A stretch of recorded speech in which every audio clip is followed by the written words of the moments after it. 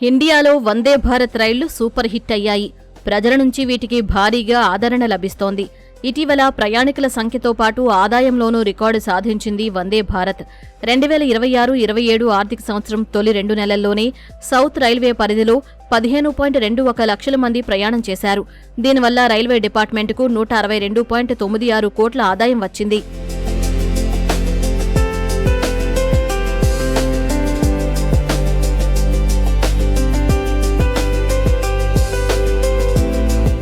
రెండు 2025-26 ఆర్థిక సంవత్సరంలో 3.98 కోట్ల మంది వందే భారత్ రైళ్లలో ప్రయాణించారు. అంటే దేశవ్యాప్తంగా రోజుకు సగటున 1.1 లక్షల మంది ఈ సేవలు పొందుతున్నారు.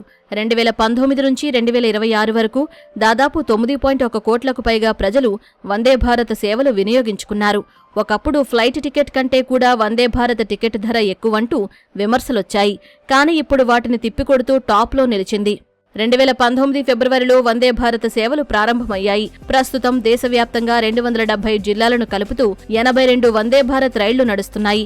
ప్రయాణికుల సౌకర్యం కోసం సౌత్ రైల్వే ఇటీవల ప్రవేశపెట్టిన విధానమే కరెంటు బుకింగ్. అసలేంటి కరెంటు బుకింగ్? ట్రైన్ బయలుదేరే 15 నిమిషాల ముందు వరకు ట్రైన్లో ఖాళీగా ఉన్న సీట్లను బుక్ చేసుకునే అవకాశం దీనిలో ఉంటుంది. ఈ ఆప్షన్ కేవలం ట్రైన్ ప్రారంభమయ్యే స్టేషన్లోనే కాకుండా ఏ స్టేషన్లోనైనా టికెట్ బుక్ చేసుకోవచ్చు.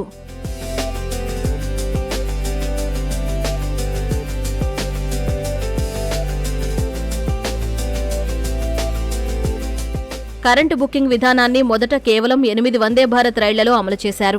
దీనివల్ల 2025 ఆగస్టు నుంచి అక్టోబర్ వరకు ప్రయాణికుల సంఖ్య 81%, ఆదాయం 78% పెరిగింది. ఈ విజయాన్ని దృష్టిలో పెట్టుకున్న దక్షిణ రైల్వే తమ పరిధిలో నడుస్తున్న 17 వందే భారత్ రైళ్లకు ఈ సేవలను విస్తరించింది. ఈ ఆప్షన్ వల్ల అనుకోకుండా ప్రయాణం చేసేవారికి టికెట్ బుకింగ్ మరింత సులభమవుతుంది.